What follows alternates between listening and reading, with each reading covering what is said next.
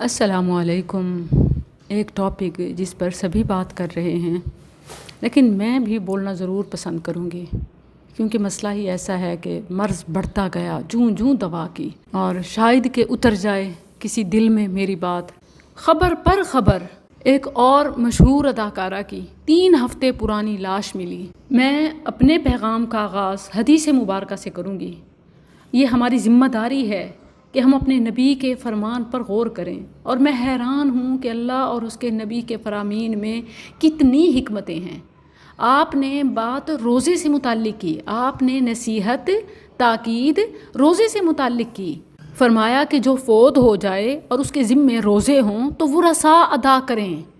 لیکن اس سے ہمیں یہ سمجھ آتا ہے کہ مال لینے کے لیے، جائیداد سنبھالنے کے لیے، بینک بیلنس کے لیے جو جمع ہو جاتے ہیں، جنازے پر جو آتے ہیں، وہ زندگی میں کیوں نہیں آتے؟ بخاری مسلم میں ہے، صحابیہ پوچھتی ہیں کہ ان امی ماتت، میری والدہ فوت ہو گئی ہیں اور ان کے ذمے روزے تھے، نظر کے، قضا کے۔ ابھی یہاں یہ مسئلہ ڈسکس کرنا مقصود نہیں ہے، اصل یہ ہے کہ ان پر روزوں کی ادائیگی باقی تھی، فوت ہو گئی۔ بیٹی پوچھتی ہے کہ یا رسول اللہ، ان امی ماتت وعلیہا صوم شہر افا اقضیہ عنہا، میری ماں پر مہینے بھر کے روزوں کی ادائیگی ہے، کیا میں ان کی طرف سے ادا کروں؟ آپ نے فرمایا یہ بتاؤ کہ اگر تمہاری ماں کے اوپر قرضہ ہوتا، یعنی کسی کا کچھ دینا، تو کیا تو اس کو دیتی؟ کہتی ہیں جی بالکل، نعم۔ فرمایا فدین اللہ احق ان یقضی، تو اللہ کا قرضہ ادا کیے جانے کا زیادہ حقدار ہے۔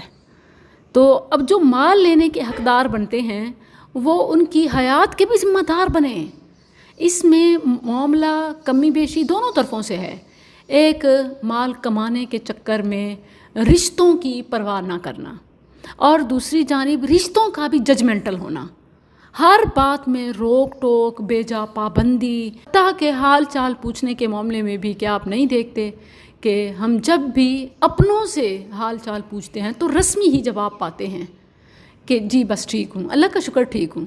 کیوں؟ اس لیے کہ اگر کوئی ایسی ویسی بات کی یا دل کی بات کہی تو پتہ نہیں کیا کچھ سننا پڑ جائے۔ میں ٹھیک ہوں کہنے کی عادت ایسی پکی کر لی ہے کہ لوگ پوچھنا چھوڑ گئے، کیونکہ پوچھنے والے ججمنٹل ہو گئے۔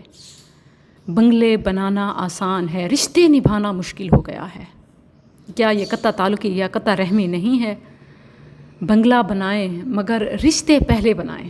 مکان سے گھر اس وقت بنتا ہے جب رشتے بندھے ہوتے ہیں، جڑے ہوتے ہیں۔ صلہ رحمی کی فضیلت ایسے ہی نہیں ہے کہ آخرت میں ثواب ہوگا، جو صلہ رحمی کرتا ہے، جو جوڑتا ہے، اللہ اس سے جوڑتا ہے، یہاں بھی یوں بھی جوڑتا ہے۔ بعض اوقات لائف سیونگ ہو جاتا ہے، جڑا کہ نہیں، وقت پہ اگر پتہ چلے کوئی کام آ جاتا ہے، یہ ہے اس کا ریوارڈ۔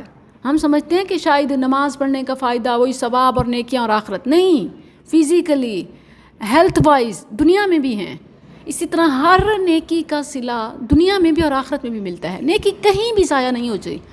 نیکی وہ میگنیٹ ہے جو آپ پھینکتے ہیں تو کئی فائدے لپیٹ کے لے آتی ہے، سبحان اللہ۔ تو صلہ رحمی کریں، وہ رشتے ضرور بنائیں جو آپ کے تاخیر سے آنے پر پریشان ہو جائیں، جواب نہ ملنے پر دروازے پہ آ جائیں۔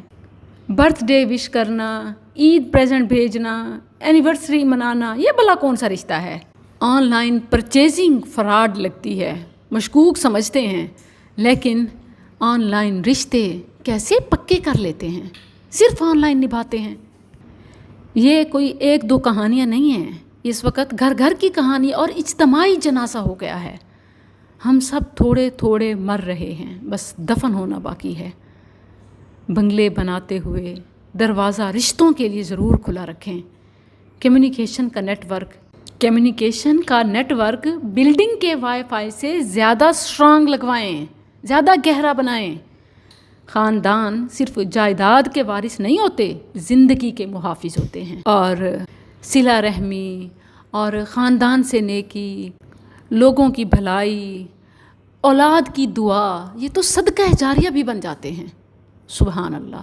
یعنی صرف آپ کے جینے کی حد تک نہیں، بلکہ آپ کے دنیا سے جانے کے بعد بھی آپ کے لیے نیکیاں پہنچانے والے ہوتے ہیں۔ اور صرف بات اس حد تک بھی نہیں ہے، معاملات اس سے بھی زیادہ سنگین ہیں، کیونکہ ایسے اس جیسے کیس کے ینگ ایک لڑکی کا اس طرح مردہ پایا جانا، اس میں ٹارگٹ کلنگ بھی ہو سکتی ہے، اس میں سیاسی عناصر بھی شامل ہو سکتے ہیں، اس میں سماجی پہلو بھی ہو سکتے ہیں، اس میں سوسائڈ بھی ہو سکتا ہے، اور اس میں اور بھی کئی تاریک پہلو ہیں جو پوسٹ مارٹم یا تحقیقات کے بعد ہی سامنے آ سکتے ہیں۔ اللہ عز و جل ہمارے زندوں مردوں پر رحم فرمائے۔